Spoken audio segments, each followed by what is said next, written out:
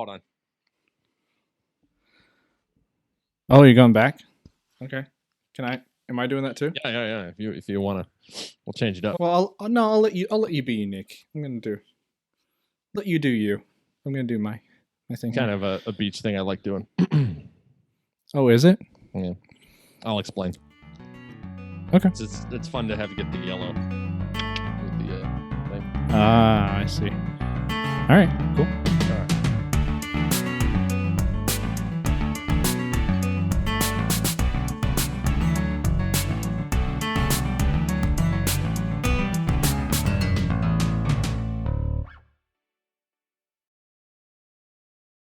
Welcome to Table Talk, the show about beer, board games, and everything else. I'm Rich. And I'm Alex. And this month we have been talking about beaches. Have we? Yes. Honestly, I wasn't paying attention last episode. Is that what we were talking about? Has the tide been going out on you? Is that the deal? Have you been left out in the sand, all dry? Are you slowly turning into a raisin? Stuff like that. I've been pruning this whole time. Well, that's great. I didn't know we were talking about beaches. I must have missed the whole last episode. But yeah, we're going to talk about going to the beach, what like ideal beach trips, just anything about just general beach going activities we're going to tackle on this episode. So thank you for joining us. Remember to like, subscribe, and comment, guys. If you're watching, hello. Remember that you can listen to us on our podcast on podcast platforms pretty much anywhere. If you're listening to us, hello. You can also watch us on our YouTube channel, Table Talk with Rich and Alex, where you can see our beautiful faces, which are currently covered in, there you go. Yeah. Sunglasses and sunscreen. So, which I need to reapply. I'll do that while Alex, if you want to go ahead and introduce your summer beachy beer. Oh yes, gentlemen and ladies and gentlemen, and ladies. Yes. I am drinking a Kona Brewing Company from Hawaii. I think I'm pronouncing this correctly. It's Kua Bay, K-U-A Bay India Pale Ale. Classic summer drink for a classic summer day. I was mentioning this in the episode before for those who might have not seen. It also has the state of Hawaii, which I believe consists of 8 islands across the Pacific. Or if you're looking at a United States map, it's south of Texas. And Alaska is tiny and also south of California, which growing up as a child, I was very confused by this. So thankfully, for everyone, obviously, you know that Hawaii's in the Pacific and in Alaska's north of us, at least where I live. So, hashtag maps episode. Yes, look at the maps episode. We talk all about it. It's fun. Yeah. But yeah, so that's what I'm drinking. What are you partaking in, Mr. Newly reapplied man? Yeah, we. Thank you. I feel fresh. I feel good. I feel ready to go. I feel like I got. I feel like I got a section. I feel like Robin Williams and Mrs. Doubtfire. Hello. I'm sorry, I look like a muffin in the skin or something. Hope you're never gonna drop. Oh, there we are. Yes. I have another. Oh, yes. Oh my gosh. I also went Kona beer. This was not planned, guys. I swear you not. I swear you not. Swear you not. I swear to you, or I kid you not. I kid you not. Thank you. I kid you not. This was. That's why I'm here. Wasn't planned. We both did Kona beer. I did the longboard, which is a lager. I did this for my wife because my wife is a huge Hawaii 5-0 fan, and this is the beer of choice on that show. So shout out to Steve McGarrett and the 5-0 gang. This is for you guys. But yeah, I also went Kona, which is fun. I do also. You mentioned in the first episode that you like the shape of the bottle. It feels very, especially yours. This one not so much, but hold yours up again. It feels very like Snapple bottle type of sort of. It also feels like a bottle that won't fall over easily, which is nice. It feels like it would settle well in the sand and not like do the old teeter totter kind of. Maybe thing. They did some experiments with that. You think they did? Maybe so. Either way, it also says a liquid aloha on the right there, which is a liquid aloha. Liquid Aloha. Liquid Aloha. It's Love right the there. details. Yeah. Yes. Yeah. So Yeah. So here, let's start. We'll just start with basic memories. Favorite memories of going to the beach. mhm. What do you got, Alex? Hmm. Did you go to the beach a lot as a youngster? So I would not necessarily go a lot, as in like it wouldn't be like I know some people like went a month or how like had their own like Like beach seasonal? house, Yeah. like seasonal, where it's like their place and they were there for like 2 months of the year or something. We did not have that. However, we did have a beach house that we went to that was owned by my godmother. And when I was young, we would do 2 weeks. It was always in the early part of, it was like early to late August, or sorry, early to mid August. Mhm. And it's called Topsail Beach in North Carolina. It's spelled Topsail, Topsail Island. However, everyone if you're local, you say Topsail, you don't say Topsail. And it was named after the legends that Blackbeard and his pirates that would actually cruise around the North Carolina coast and wait for the topsails of the merchant ships that be on the ocean side, where the pirates would be just across the really skinny islands that would exist along the Outer Banks and the South Islands, which is where Topsail is, and essentially go over the island, walk across, and then go invade the ship. That's where the name comes from.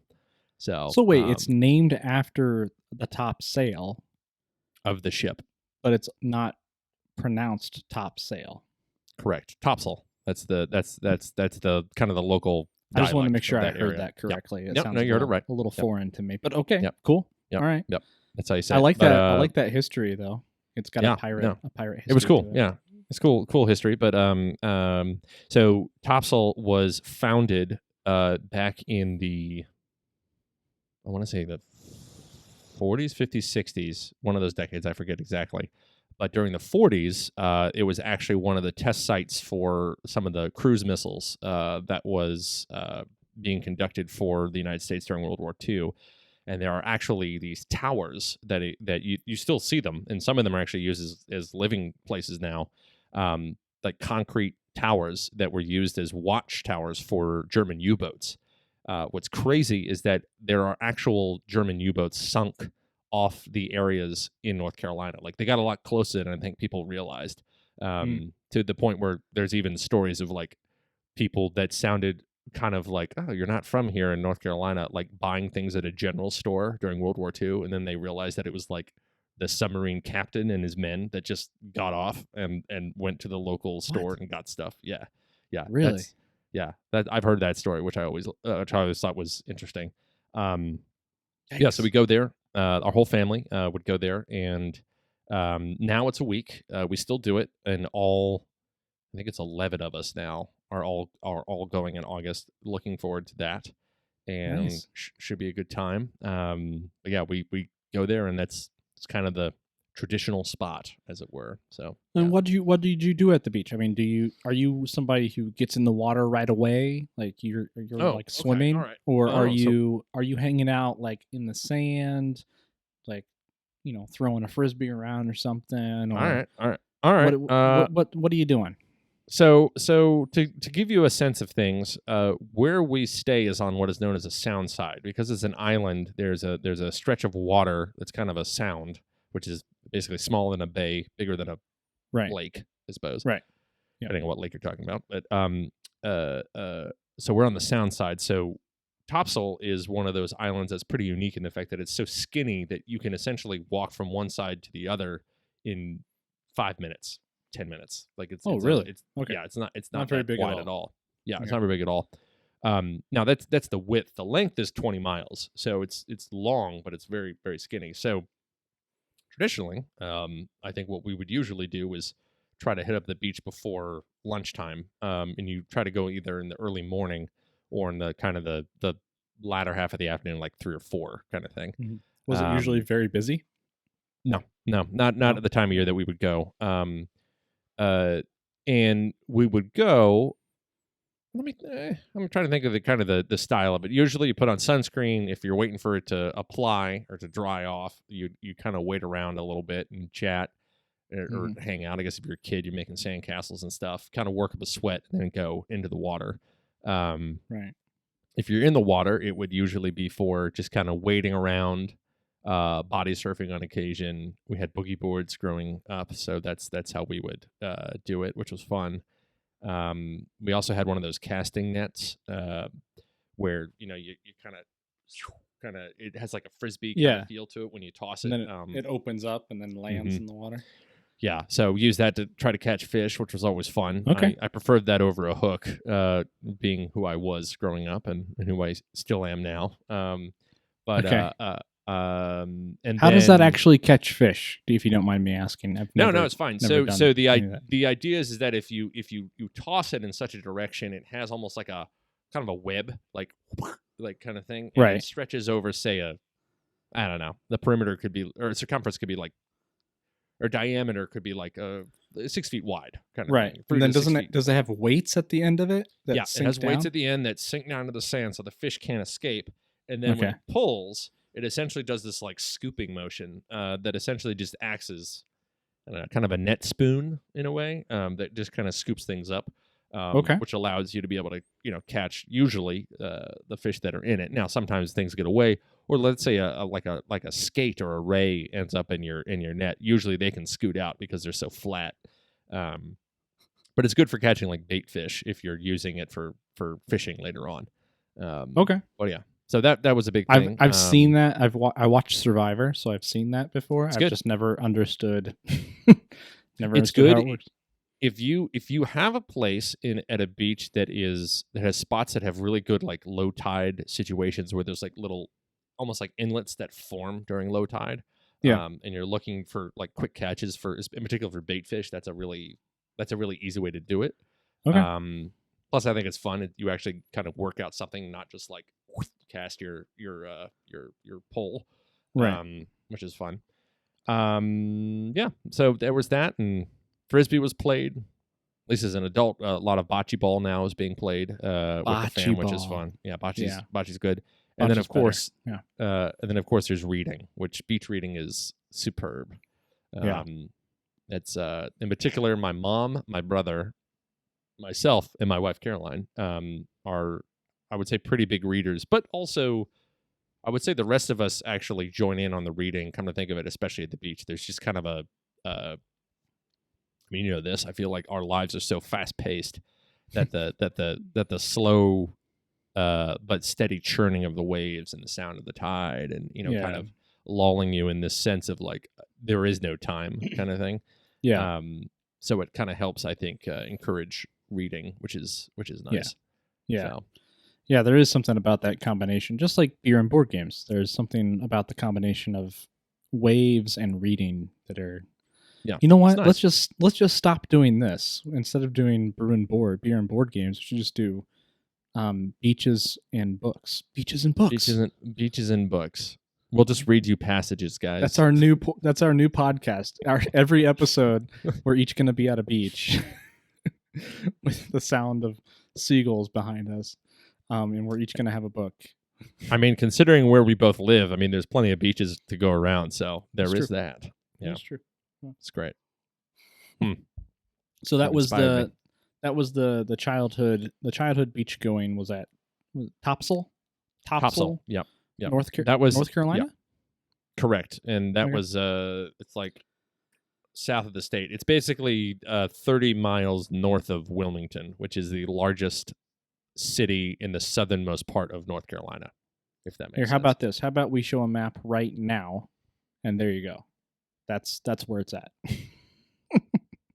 that's Topsail.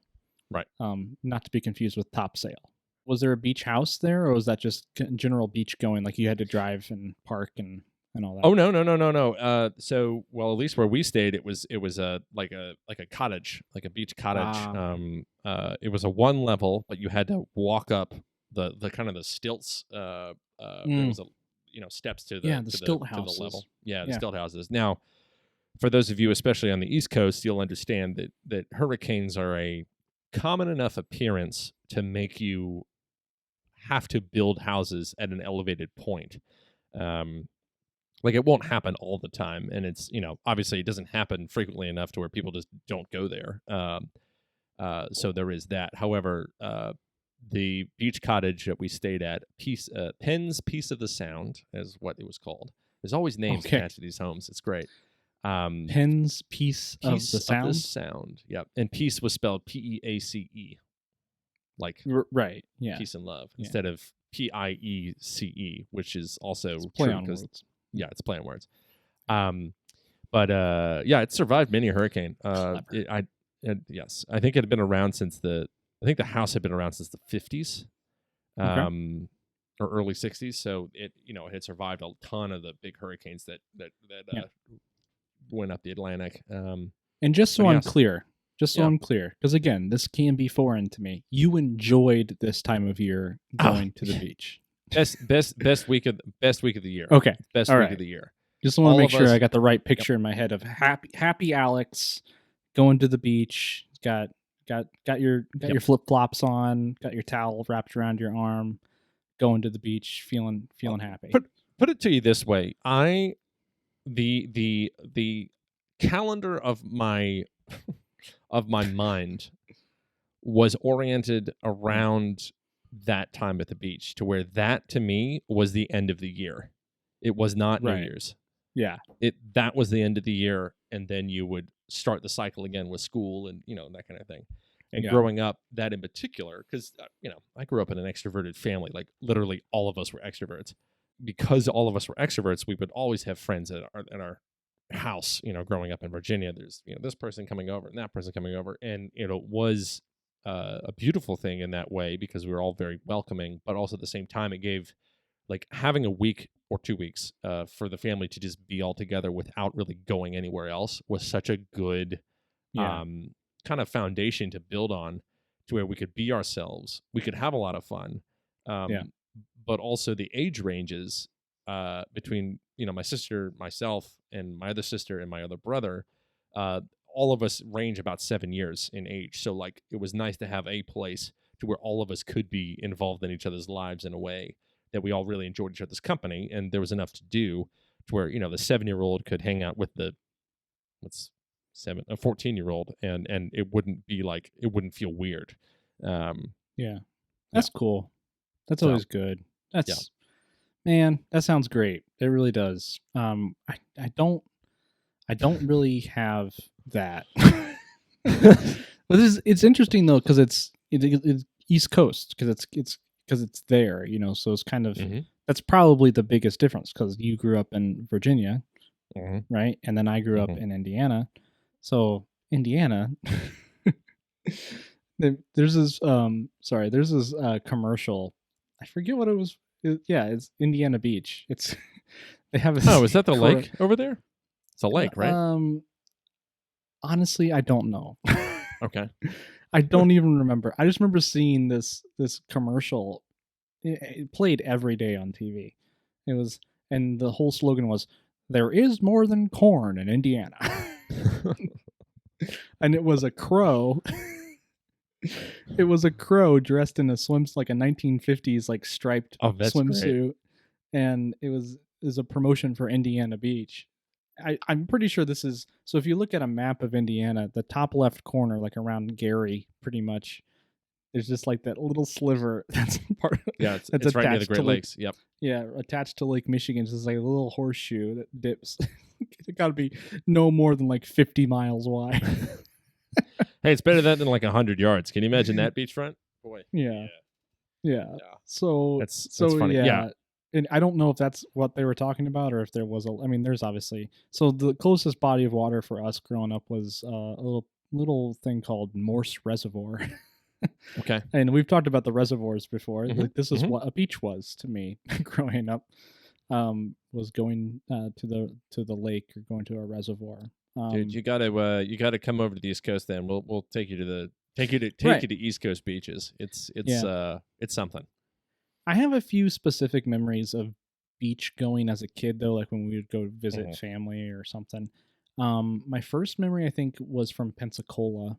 I had an uncle who lived in Pensacola for a time period. Yeah, right there. And I mean, I don't know if this is where the bad associations started, but um a few things I remember about being on that beach. I remember two things specifically. I remember my cousin got stung by a jellyfish. Ooh. Um and I remember looking down. So I was standing in the water, probably about ankle deep, maybe shin Mhm. deep, right? Mhm. I remember standing in the water and looking down and seeing like it looked like a like in my mind it's like a crab claw, Mm, mhm. right? Mhm. Something that was kind of closing in around my ankle. And I pulled my ankle out of the water really quick and I ran back up on the beach. No idea what this is. It could have been trash for all I know. Like it could, Yeah. like Yeah. it could have been something completely non-threatening. But those two things happened pretty close within each other. And Interesting. I think from that point, I was just like, you know what, this isn't for me. Like Is that this isn't like this is. I'm glad this exists. I'm glad other people are having fun. Like I really just want to go back to the hotel. Like I'm just don't want to be out here anymore. So that's why they have pools at those hotels at the beach. right, right, Yeah. and I'll go to the Mhm. pool. Pool's fine. Yeah. But I still won't get in. So I don't know if that's where the negative association started for me, but I do remember being in Pensacola. So here, let's do some positive associations with the ocean. Sure. So obviously, Andy and I got married on the beach. We got married in New Buffalo on the beach. We eloped. We did not have a standard traditional wedding. Mom, I apologize still profusely.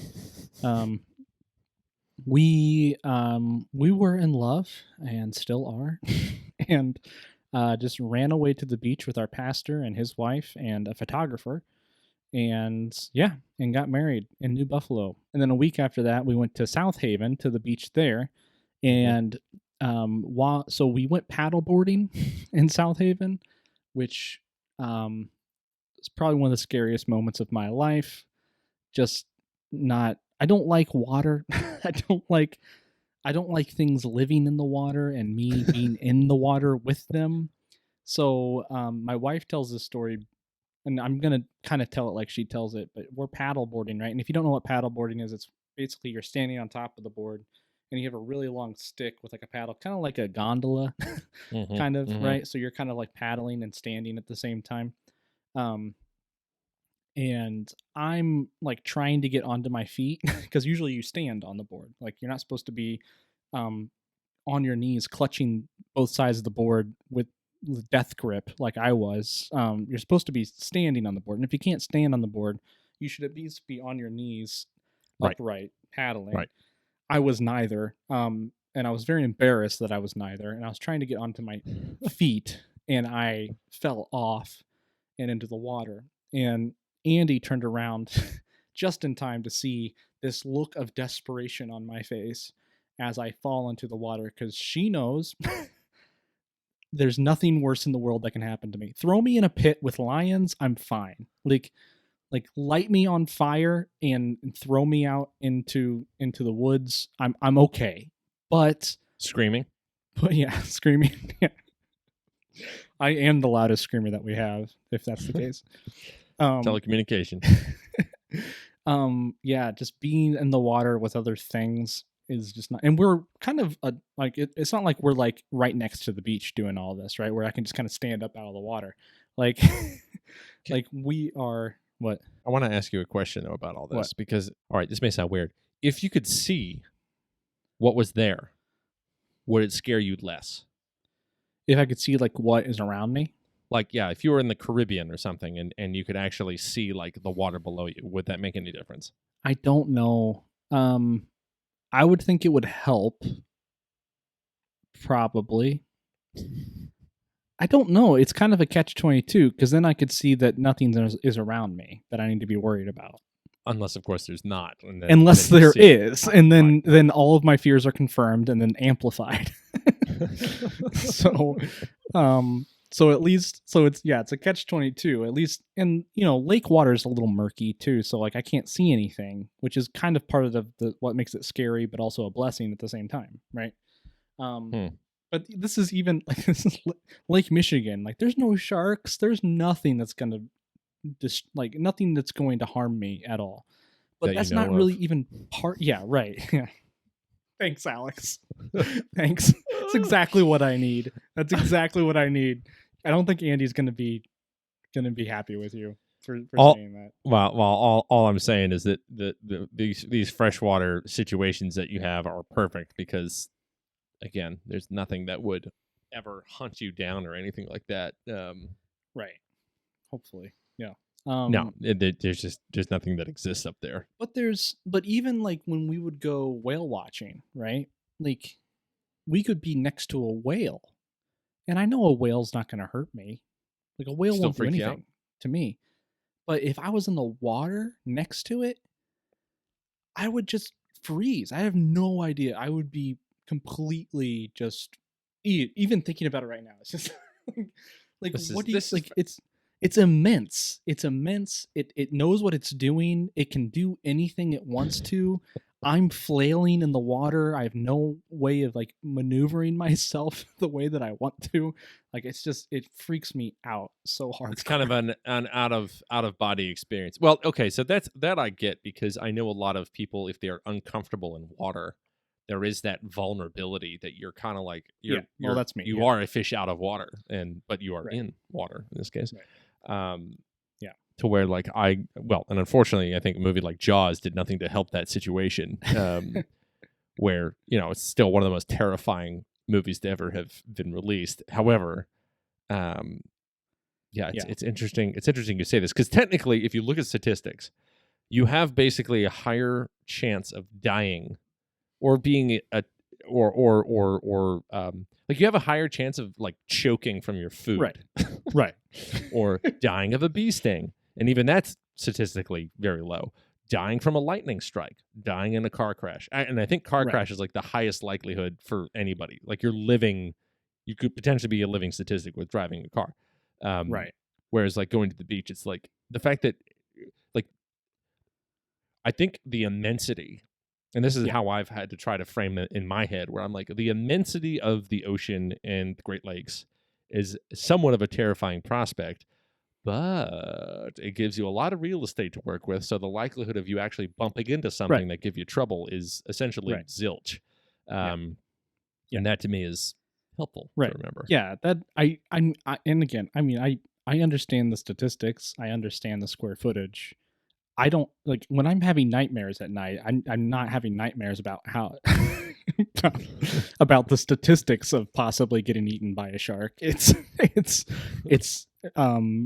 getting eaten by a shark. So it's so yeah, so it's I agree. It is and I know this. I know all of this is bizarre and kind of weird, but at the same time, I feel like it's justified. And One last question. I don't feel like sorry, go ahead. Well, I was going to say, how would Mr. Know-It-All feel? Mr. Know-It-All. Okay, so Mr. Know-It-All, it's actually Mr. Statistic is his name. We got it wrong. Mr. Know-It-All is his nemesis. Sorry, Mr. Know-It-All is a nemesis. Mr. Statistic would also, I think, he's the type of person that would be empowered by the statistics. He's a true believer in the statistics. The thing about me is that I'm not Mr. Statistic, but if the thing about me is that I can understand the statistics, understand them perfectly, and still believe that I would be the outlier. That I would be the one in the 1 million that still gets attacked. So that's the difference between me and Mr. Statistic. What makes him a superhero is that he actually believes in the statistics that he'll if the statistics line up, then he'll be okay. Then he'll be okay. But the thing about this though, it's not like I'm afraid of mowing the lawn, right? Like there's the point behind that comment is that like mowing your lawn needs to happen. It's part of a functioning life. like it impedes you if you have a like an irrational fear like that. In some cases, this is an irrational fear that I have. Some people see it that way, but at the same time, it's like I have no business in the water. Like there's nothing. There's not like the water. The water, like the beach is that world, right? The beach is the world where me and the water communicate or meet each other, right? And that's the only place where that needs to happen. It doesn't need to happen anywhere else. It's just like it's a very minute part of my life that every now and then I find myself on a beach next to a big body of water, feeling somewhat irritated and and anxious and full of fear. And other than that, I'm fine. All right. So with that in mind, then what's your beach routine if you go? Yeah, sorry. No. It's a good Like question. what's your routine? I constantly find myself looking at other people. This is pretty much my honest to God beach routine. Whatever Andy wants to do, I'm on board. Because she's pretty much calling the shots at that point. And then I go to the beach. This happens every single time. I go to the beach and I look at other people and I'm like, oh yeah, I should have done that. And this isn't like my first time going to the beach. This is like every single time. Like if we went to the beach tomorrow, even after I make this rant, I'm still going to do the same thing. I'm going to get to the beach and be like, oh, I should have brought a cooler. I'm going to get to the beach and be like, man, I should have brought an umbrella. Man, it'd be nice to have a chair to sit in. That's my beach going routine, is just being flabbergasted, being scared to death about going, getting there, being frustrated with the parking, wherever we have to park, getting everything out, walking to the beach, having Andy probably double or triple check that I actually have a swimsuit on so that I can actually do a little bit of wading, because usually I'll try and sneak out of the house without my swimsuit at all, so I have an excuse not to go into the water. So Andy will probably be asking me questions on the way to the beach and then on the way from the car to the beach about did I actually bring my swimsuit and do I actually have it on? And then we get to the boardwalk if there is a boardwalk. I linger on the boardwalk as much as I can, so that if there's anything to shop on the boardwalk or if there's anything, bathroom, anything, I'm gonna go, because that means this is a few more minutes I'm not actually on the beach. And then we get to the beach and I am in my shoes and socks walking on the beach to wherever we're going to be. And then I find a place, put the towel down, and I sit on the towel. And then I make those observations, like I said, oh, I should have brought this. I should have brought this. I should have brought this. I would be much more comfortable, blah, blah, blah. Like I should invest in a bigger towel so I have more real estate that's not sandy. And then I pull out my phone and I write or I listen to music, or I read something online, and I make sure that my battery is fully charged before I go, because that's pretty much all I'm doing. So that's my beach routine. I could give some thoughts on revisions, but yeah. Go ahead. Feel free. Otherwise, well, first of all, why are you keeping your shoes on, man? Because I hate and your sand. socks. So number one, I hate sand. I hate the feel of sand. The only time I want sand on my body is when I'm in the shower, like exfoliating. That's all I want. so like having like Chacos or flip flops or something like that wouldn't help. Well, part of the issue is as well, I'm very embarrassed of my feet. I don't like my feet or my toenails. Alex, have you ever seen my feet? I don't. I think so. Maybe. Yeah, you haven't. Nobody has. Nobody but Andy has ever seen. My family, obviously, sometimes brothers or sisters. Nobody else has ever seen my bare feet, and that's on purpose. I have a solution for you then, and I believe that it is one of the greatest inventions this side of the typewriter. Is aqua socks. They're basically like shoes. They keep you from having the full experience of the ocean on your feet. You need the right gear. That's the key. Is it's not even just a matter of you talk to any outdoors person and there's basically the saying that goes, there's no such thing as bad weather, only bad gear. Where if you come with the right gear, then most likely it'll be more of an enjoyable experience. Hence why I recommend aqua socks, because I feel like it actually does a little bit of both, and you can keep keep them on like when you go in the water, kind of thing. Okay. I'm making notes. Yeah, no, it's good. Yeah, take some notes. Also, the time of day in which you go, I've always thought affects one's enjoyment. Like to go between 12 and 2 is just asking to be miserable, because it's hot. There's the heat is full on. You're probably going to get sunburned. And you're just squinting the whole time because it's way too bright. So there's that to keep in mind. I also think that not necessarily having a checklist per se, but just having like a standard, like, all right, if I have like a beach going corner of items where it's like umbrella, Mm, towel, like a to-go bag. a to-go bag, and you just know Yeah. that this is my beach bag, and I just take it and go. Going to Mhm. the beach is not about necessarily being the most fashionable. It's about just being, in particular, being Oh, comfortable. I So know. like, yeah, I know too. Um, so like the key is just like, hey, are you comfortable? You have these things, you have these items. Mhm. Like one thing I always remember growing up is that, for instance, my mom, which I thought was a smart idea, always loved and always still does reading at the beach, but Mhm. she wouldn't want her book to get wet, just in case. So she would always have a Ziploc bag that she'd put the book in, zip it, Mhm. and then take it with her, and then be able to take it out, read, and then put it back in. She Always doesn't paperback keep the too. Ziploc bag on it and try to turn the pages and And right, and everything try while to, she that would be impossible, Rich, and very frustrating. So no, she no, doesn't she take doesn't. that into the water with her and like No, try to no, read no, underneath the water.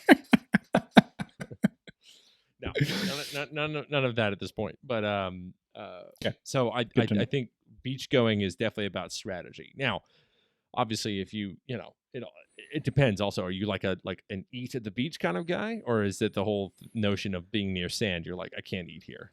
The issue is that the second I learn that we're going to the beach, which usually that happens by Andy saying, like, I need to go to the beach, you're coming with me.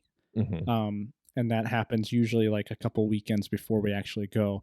I tune that. I say yes, like let's go. Like I'll join you. I make all the appropriate husbandly comments, and then I push it out of my brain for as long as possible until the Mm-hmm. time comes to actually go to the beach. So the whole problem is that I'm not willing. I loathe it so much that I don't want to invest in any equipment. I don't want to invest in anything, like because I don't want to think about the beach. Mm. I mean, and I'm joking, but at the same time, like this is my reality. Like I really don't like it that much, so like I don't want to think about it, and I don't want to prepare for it, and I definitely don't want to invest in anything to like to make going to the beach something that we do more often. you know, so Mm. that's honestly kind of where I'm at. Um, but I hear what you're saying though. Like if you're better prepared for it, you can have a better experience. And I feel like that's the reality that hits me every time that we go. Is like, man, like okay, I would probably be a little bit more comfortable if I had an umbrella and I had a chair to sit in. I would have a little bit of shade because I hate the heat. I'd have a little bit of shade, and I would, I wouldn't be, on the ground with the sand creeping up over the edge of my Mm-hmm. towel, Mm-hmm. and then so and if I came with actual food or something, I think I'd be happy too. Mm-hmm. I never pack any food or if That's the anything, key. we have like You got to granola bars or something. So hydration and snacks. Those are the two biggest factors that keep one from having a good time. I would almost venture to say in any exercise related activity, hydration and snacks. You have to have those do two in you order to view have a good going to time. the beach as an exercise related Oh yeah. activity? Oh yeah. I mean, That's you got so to walk to interesting get to there me. usually. And at least for Okay. me, Yeah. if you're going swimming, like if you go in the water, you do have exercise. Like you have to, Right. you wade, you work with the tide, you're, moving your muscles, that kind of thing. Right. So there Yeah. is that. I think the other thing to keep in mind too is that like, you get hot. I mean, that's just the nature of things. So like you said, I think having an umbrella or some sort of shade granting Yeah. device is important. Right. Because it does take it out of you, and even the notion of beach going wasn't really a thing for most of world history. Like it was a Yeah. place for an Relatively occupation. It wasn't recent. Yeah. yeah. So like that's something to keep in mind, is that our bodies aren't necessarily meant to just dwell in straight sun Yeah. for that long. I do wish that they would bring back those changing stations on the beach, though. I think that would be fun. I think it'd Yeah. be fun to just as a beach goer. I think being able just to retreat into my own little world, whether or not I'm actually changing into a swimsuit or not, Right. just being able to say I'm done with the beach for 5 minutes. I'm gonna go into this little room, close the curtain. I'm just gonna sit here in the shaded area and just be be by myself.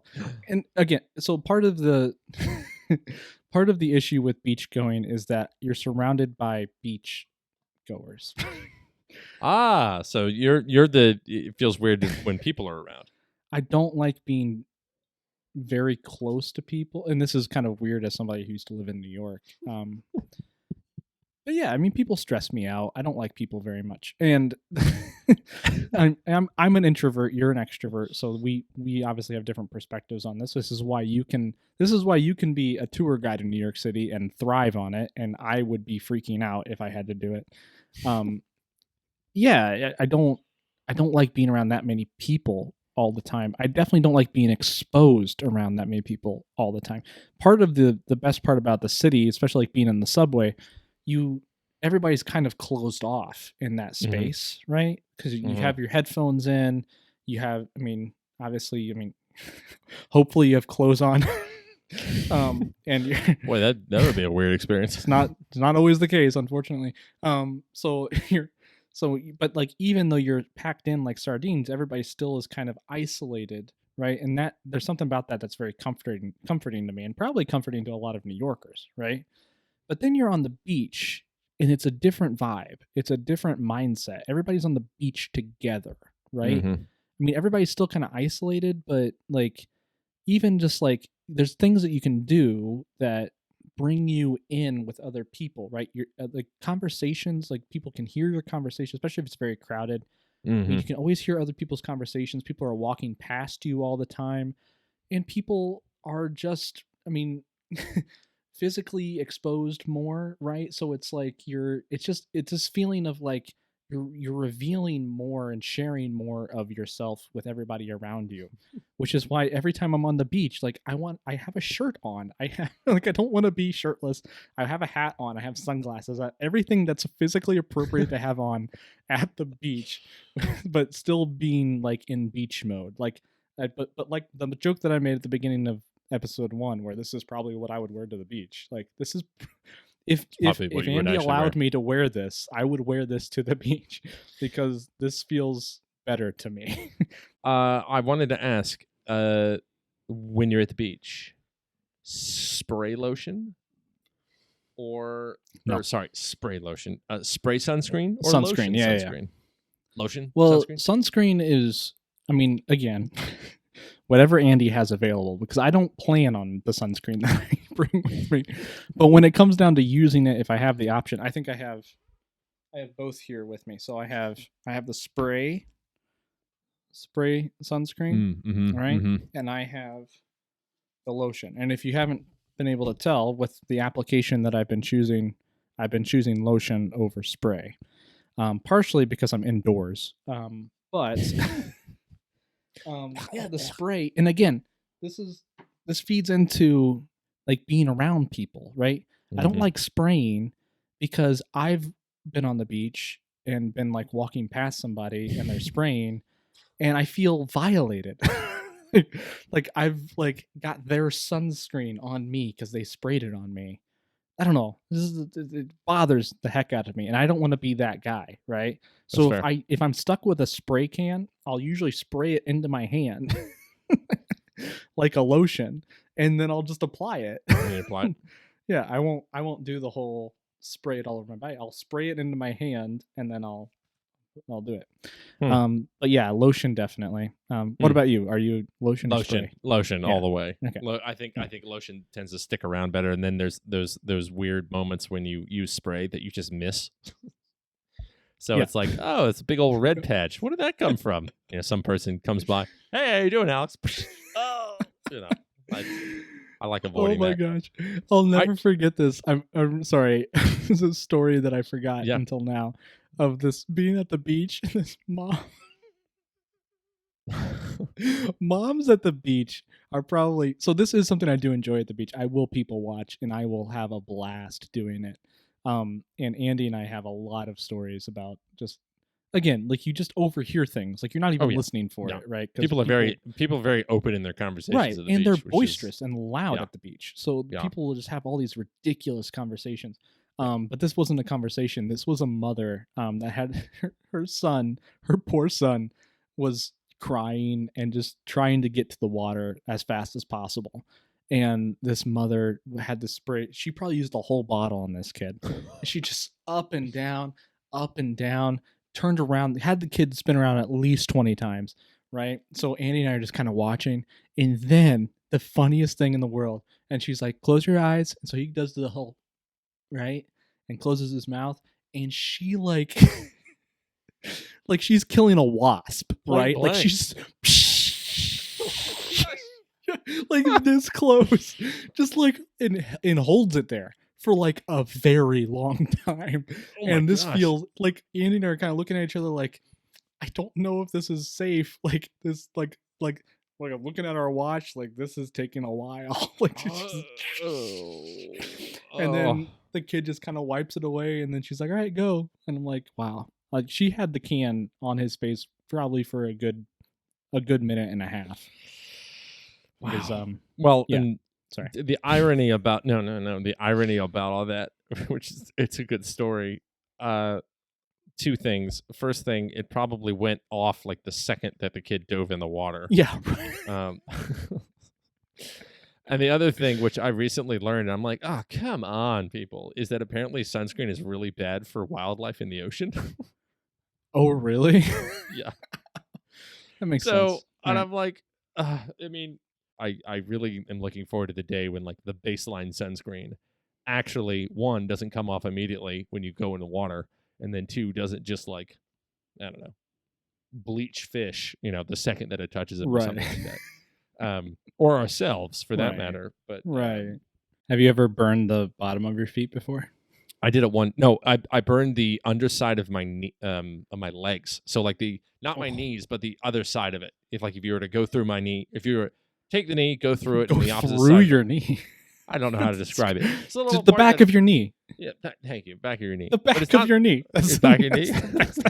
I don't want to go through your knee to get. It's the weirdest visual. It's like magic school busing Cross- through your knee. I love that that's a verb. Yeah. Let's. I got magic school bus. So yeah, this part of your knee. Yeah, magic school busing through your knee, and Yeah. I was hanging out with a friend, and I think we went to, he lived in Newport News and in Virginia, and we went to Virginia Beach, and I remember reading and like conking out or something, and I thought that I was under the shade, and I guess my legs weren't. Man, that hurt when I woke up because Yeah. I hadn't moved, and lobster kind of knees. Or the back through my knee. And The sun was so hot that day it burned through your knee through my knee. and Yeah, burned the back of your knee. yeah. It was bad. But yeah, that I think is the worst sunburn I ever had. Do you burn the bottom of your feet? I've burned the bottom of my feet. I probably seem to do it like every time I'm at the beach for some Ow. reason. I know. The thing is, I hate. I'm gonna say this sentence a lot. I hate blank. That's gonna be Wow. It's just gonna be a repeating theme for this series, I guess. I hate applying suntan lotion, or sunscreen, whatever you want to call it. Is I'm gonna ask a question on that. Is that Yeah. because of the feel, I or just because it's something you have to do? yeah, it's kind of just like it's another thing about going to the beach. Like this is just something else that I have to do for this activity that I really don't want to be doing. Okay, so I'm It's beginning to understand this then. So for you, going to the beach is not a ritual; it's a to-do list. Yeah. I mean, it's usually yeah. I mean, Interesting. let's. I mean, I want to be honest. Like, I enjoy my wife, right? So like, I enjoy spending time with my wife. So important. it makes going to the beach bearable for me. If my wife was not in the equation, you would never see me at a beach. Ever. Ever. I enjoy spending time with Andy. We've had plenty of great memories at a beach where it's beach. But she's the thing I love about her so much though is that she gets that about me so much and works with me, right? So at Rockaway, for example, when we went to Mhm. Rockaway, Mhm. Andy likes to surf. So we would go out there early mornings. We would go very early and get there kind of crack at dawn at the Rockaway. So we would drive from Brooklyn down to Rockaway, which takes some time. And then yeah, get the surfboard, and we'd go out, and she'd put on the wetsuit, and I would have the phone, and I would just film and photograph. And I got to stay on the beach and just kind of document that situation for her, and that was great. It's a great partnership Yeah. because I get to stay on the beach, I get to stay dry, I get to watch her, which is fun, right? So, and I get to kind of see her experience. I get to kind of point out to see like where the waves are coming from, so I can kind of signal to her from the beach about like where the swells are coming up at and stuff. So like that's fun. That's fun to me. So those are good memories of of the beach. Um, but yeah, yeah, it is kind of. I guess you're right. It is kind of like a task list, a check to do when I'm there. It's not an experience. It sounds, yeah, Usually. it's by the way you're wording it, it sounds almost more like a chore. Where like to me, Yes. like going to the beach to me is a almost like a game in a sense where it's a fun game to play that I don't get to play that much. And when I get to play, it is so relaxing.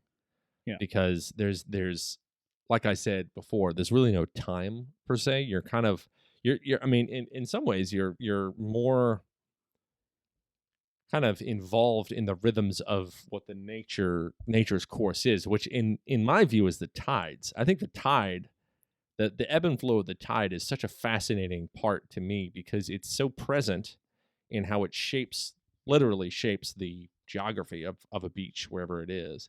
Mhm. But also at the same time, it happens over a course of 6 hours or so per tide change.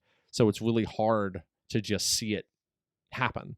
But then all of a sudden, like your beach towel gets wet, and you're like, "Well, wait, what? It wasn't there before." What happened? Yeah. Yeah. So like, there's an awareness that you have to kind of come in while you're relaxing, which I think is, I don't know, it's very refreshing to me. But I also Yeah. get why people don't always share that view. I have to throw in some positive experiences at the beach because I've been I've been so negative.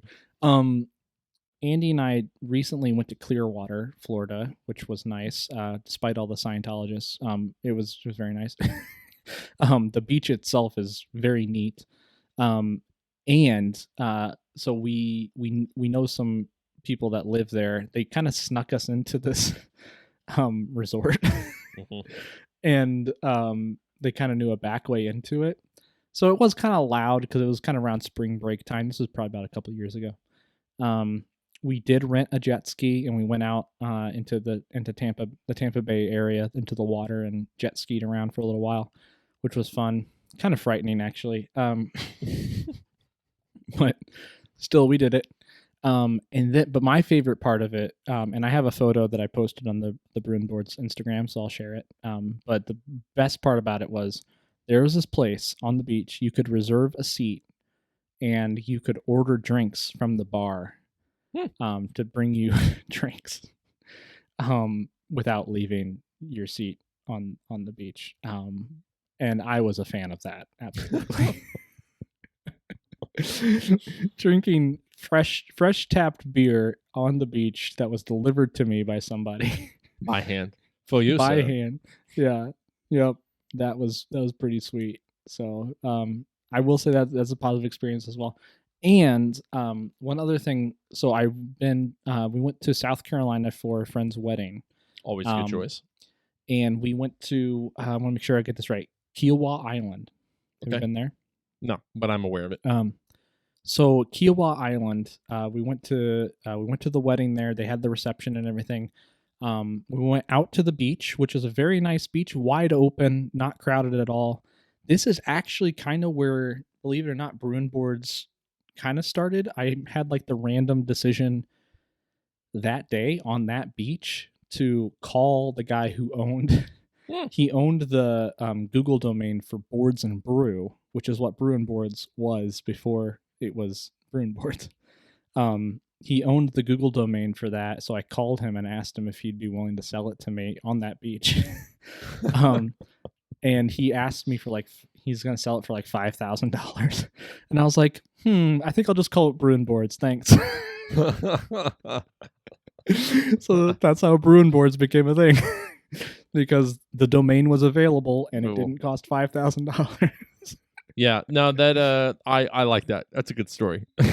But then also like right after that, I basically hang up the phone with that guy, and I'm not really paying attention to where we're going, And I really wish I would have taken all this in more, but I didn't realize this at the time. But Kiowa Island apparently is like this it's like it's a natural marvel. It's like Hmm. the only place in the world where dolphins strand feed. Have you heard about this? No, tell me.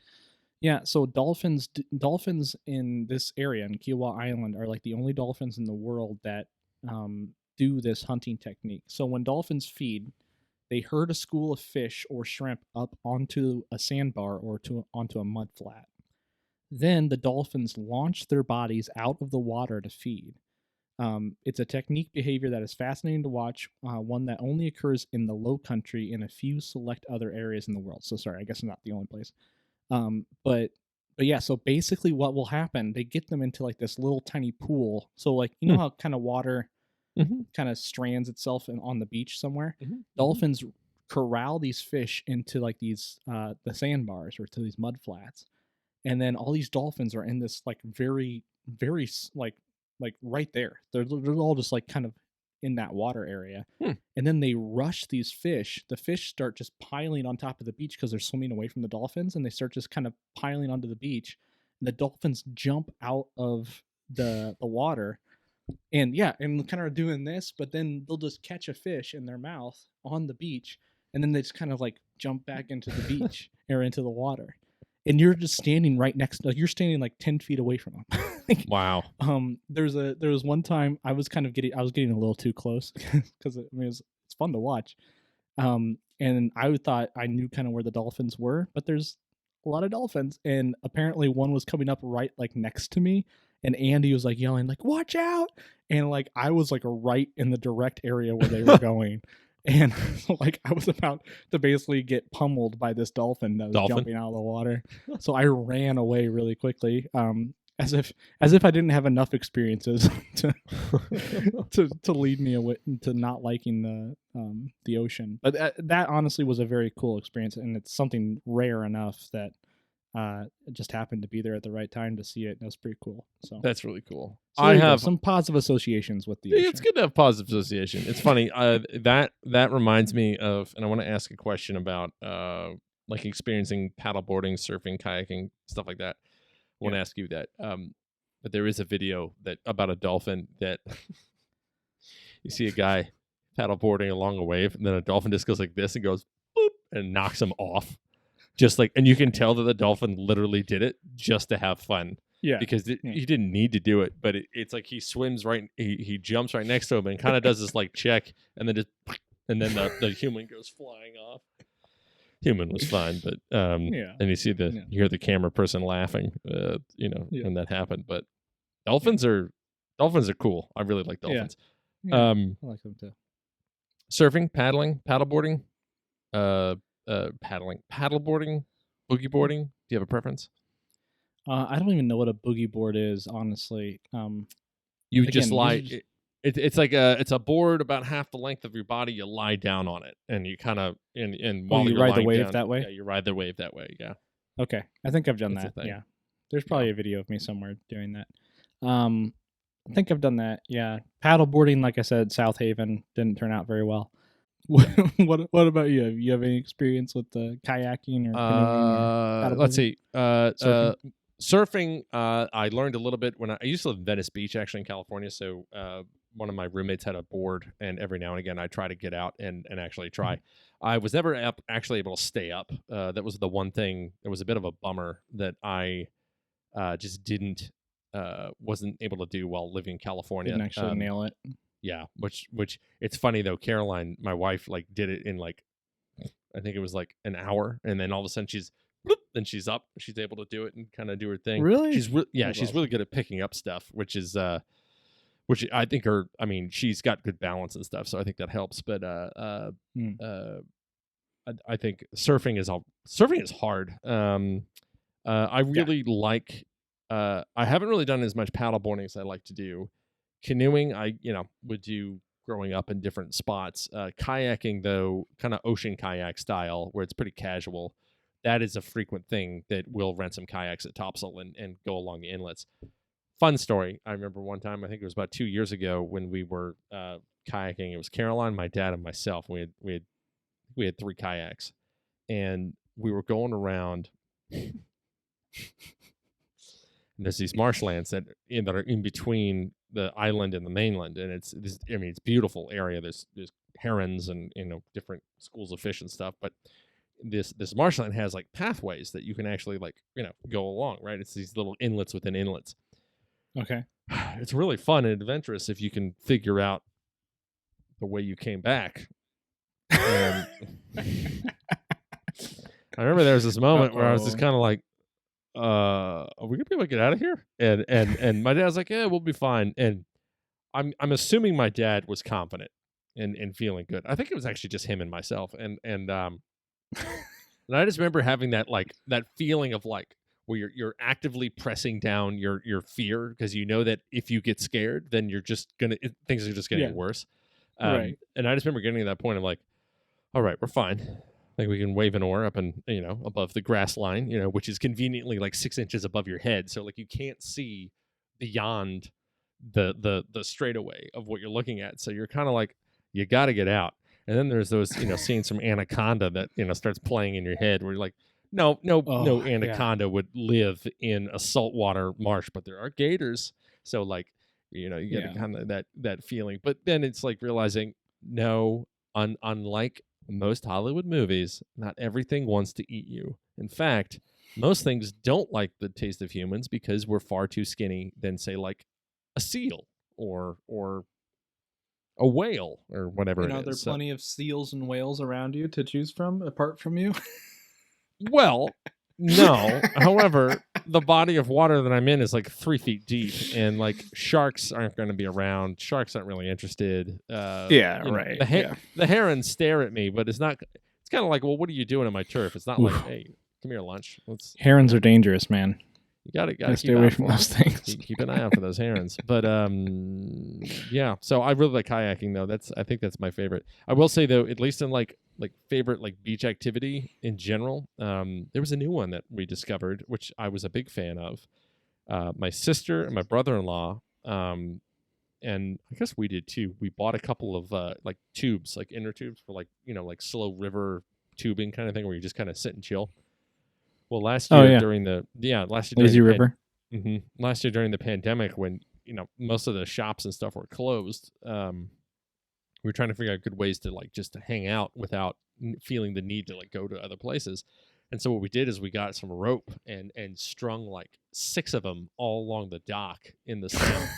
So it was like a 10-foot long chain of people, and we're all just kind of hanging out, chilling, talking, nice, having a beer or whatever. But that was a really fun new activity, outdoor activity. I would say. I'll do that. Absolutely. Yeah. Well, next time I'm in town, let's do that. I'm down for that. You just chilling out in a tube, drinking beer, floating around. Yep. See, that's the way to do it. I like that. That sounds fair to me. That's a water activity that I can do because probably just a few digits of my body are actually physically in the water. Everything else is outside. I like that. I like that a lot. I wanted to share something with you before we wind down here. It's a little thing called a sandcastle. And I shouldn't say not the movie. I shouldn't. Sandcastles in the sand. Well, actually, sorry. There's a movie coming out called Old that's based on a book called Sandcastle, I think. Oh, is it? Oh, okay. Yeah. Well, no. This is different. This is a sandcastle in Germany. Is this Minas Tirith? Yeah, right. That was my thought too. So this is the largest sandcastle in the world. Tallest sandcastle, which is 57 feet 11 inches tall. Wow. And it was made by Sculptura Projects in Germany. It's in Binz, Germany, and this was taken on June 5th of 2019. It took a team of 12 sculptors and 8 technicians 3.5 weeks working 8 hours a day to complete the sandcastle. Wow. It took 11,000 tons of sand mixed with only water. There were no other additives or internal support structure. The circular base diameter of the sandcastle measures approximately 85 feet and 3 inches. That's crazy. I feel like they put up those little guardrails for all the little kids that would want to just start, poking holes. Oh in yeah. it. Oh yeah, absolutely. How could you resist? How Wow. could you resist? I would like these steps look like look at these people. They Yeah. could probably step up on that. Yeah. And cause at the whole the- thing to collapse. Yeah, right. Or you just get trapped inside of it. Right. Where's Frank? I don't know. there's just a human shaped hole like right here. Just like a Looks, cartoon running through a wall. yeah, it looks like Frank's silhouette. I wouldn't know anything about it. Yeah. Yeah. I wanted to share that with you. Do you have any specific sandcastle making techniques?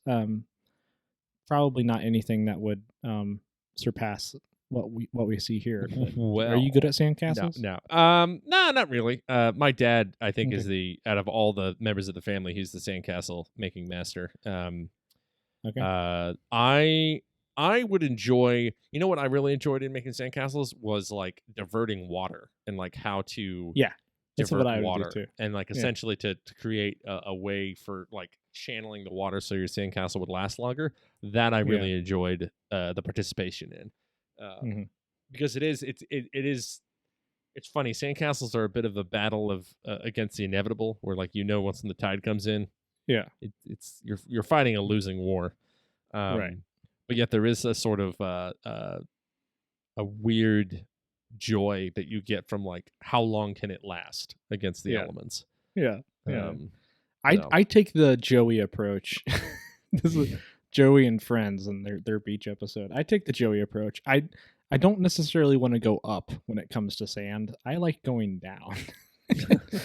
And I like digging for something that feels so satisfying, digging a hole right at like the very edge of where the water's coming in. Yep. And like getting really deep into the sand, and then the Yep. water starts kind of pouring in. Yep. And then it's just like this big basin of water. Yep. I don't know. There's something satisfying about that There to is. me. If I'm going to be playing in the sand, that's usually what I'm doing. I don't like actually building something. I'd rather dig. I some begin reason. to understand better why dogs dig and like the thrill of digging. Like I'm kind of like, yeah, I get you, man. I get There this. could be anything down here. It could be anything. You have no idea. Let's figure it out. All my wildest dreams. Oh man, I think that's going to finish our episode 2 of beach going. Alex, I really do appreciate you hanging in there with me on this. You've given me a mission, my friend. The beach is the way to be. That's all I'm gonna say. Maybe one of these days, hopefully by the end of the month here, maybe I'll have a different perspective. But I do appreciate you hanging in there with me and being patient while I vent about my pleasure. various beach gripes and concerns. Guys, like usual, we're going to ask you to like, subscribe, and comment. We like doing this show, and we want to know that other people out there like us doing it. And show your support, and it goes a long way with us, and it helps us to keep doing what we're doing. So and for those of you who are listening, by all means, like the questions that you heard us ask each other, pretend like we just asked you that question too in your comments. Would love to hear more, especially about beach going culture. I am aware of there are essentially, at least in the United States, for those listening, there's 4 coasts. There's East Coast, West Coast, and then Gulf Coast. But then there's also the Great Lakes, which is often considered the 4th coast of the United States, which as an East Coaster, I did not think about until, unfortunately, rather recently. But I'd love to hear like a beach going culture things, like things that you enjoy doing with your family and friends during the summertime. It's going to be summer, and I'm sure people will want some good ideas, especially with the things looking up to at least having some more outdoor activities available to have again. If you guys have like beach going traditions that you'd like to share, by all means, put it in the comments down below. We'd love that. Yeah, let us know. Yeah, let us know. I think seeing more people who enjoy the beach also will help me therapeutically accept it as something in my life that I have to come to terms with. So yes, please comment positively. Thanks for watching and listening, guys. Until next time, be happy, brew hoppy, and game on. Game on. Surf Cheers.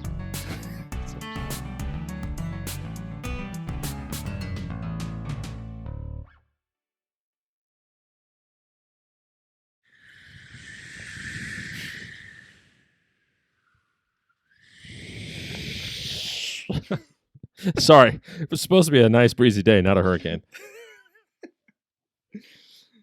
Things right. got intense real quick. Yes, they did.